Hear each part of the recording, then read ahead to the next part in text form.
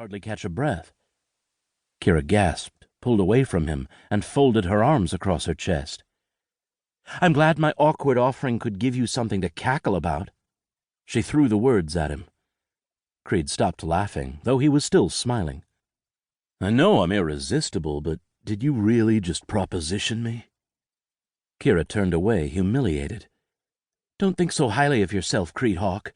It was a once-in-a-lifetime offer that's gone now." She snapped her fingers at him.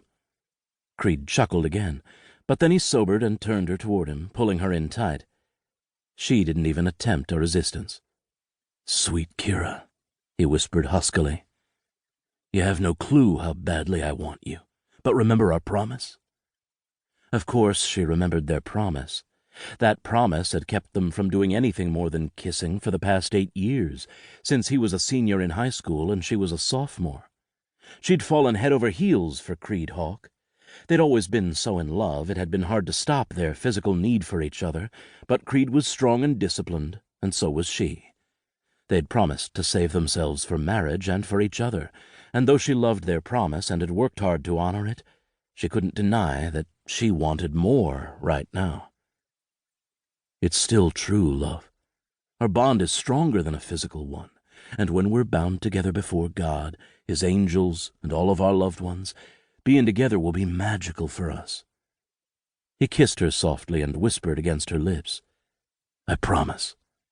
"But what if you don't come back to me?" She felt like a whiny little girl instead of the accomplished, renowned dancer she was.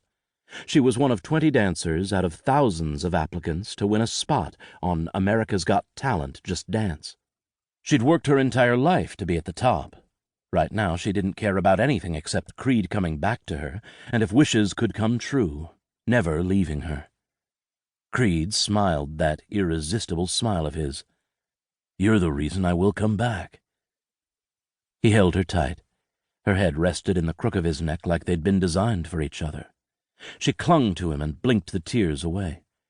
Creed was strong, brilliant, and determined. He would come back to her. Then they'd get married and be together. He'd promised. So why was her stomach rolling, and why were her palms clammy with a premonition that all their love and promises might be swept away faster than the next wave? Several weeks had passed since Kiera had been in Creed's arms. She savored the memory every chance she got, but she'd also worked 14 to 16-hour days getting ready for the chance of a lifetime, the finals of America's Got Talent Just Dance. Miraculously, she and her partner Milo had won the competition. The moment was amazing, with her parents being there to celebrate and so many friends and family supporting her. Creed's parents had also been in the crowd, but sadly, Creed couldn't be there. The celebration continued as she and Milo were interviewed on daytime shows.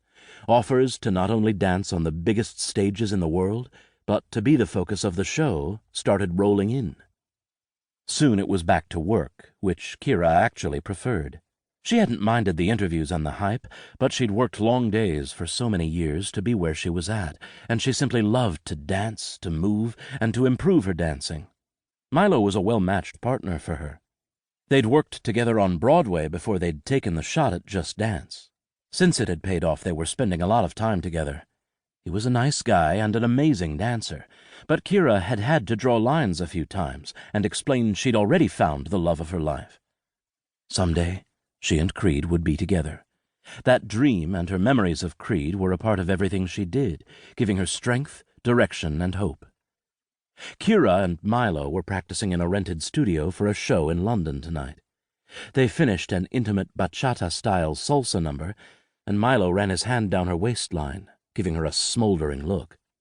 Kiera straightened and tried to move away, but Milo grasped her waist and pulled her in tight.